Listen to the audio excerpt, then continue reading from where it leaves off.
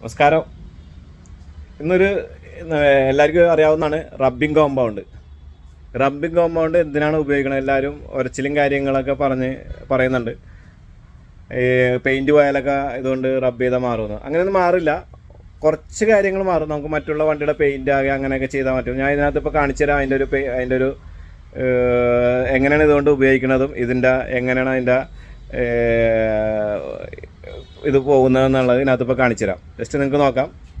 അതാണ് rubbing compound.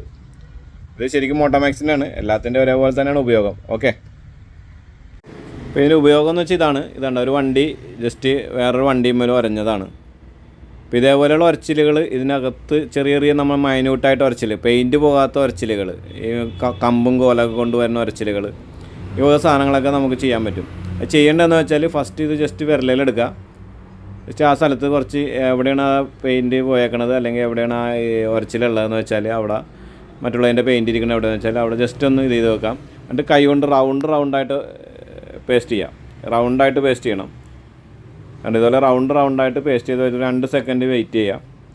Wait ചെയ്തതിന് ശേഷം നമ്മൾ നല്ല കറക്റ്റ് ഒന്നും കൂടി നല്ല ഇതായിട്ട് വരച്ച് ലെവൽ ചെയ്ത് വെക്കാം. അപ്പോൾ അതൊന്ന് ഇതാവും, ഈ ഒരു തലനകത്ത് നല്ലോണം പിടിക്കും. അതിന് ശേഷം നമ്മൾ പയ്യെ റബ്ബ് ചെയ്ത് ഒരു തുണിയോ എന്തെങ്കിലും കോട്ടൺ വേസ്റ്റോ എന്തെങ്കിലും വെച്ച് നമുക്കൊന്ന് ജസ്റ്റ് ഒന്ന് റബ്ബ് ചെയ്ത് കൊടുത്താൽ ഇതുണ്ട് ഇതേപോലെയുള്ള കറക്റ്റ് ഫിനിഷിംഗ് ആയിട്ട് കിട്ടും. കമ്പനിയുടെ എങ്ങനെ ഇരുന്ന് വെച്ചാൽ അതേപോലെ തന്നെ ഇരിക്കും. ഒരു കുഴപ്പമില്ല, പക്ക ഫിനിഷിംഗ് ആണ്. ഇതേപോലെയാണ് നമ്മൾ ചെയ്യേണ്ടത്. ഇപ്പോൾ എന്തുണ്ടെങ്കിലും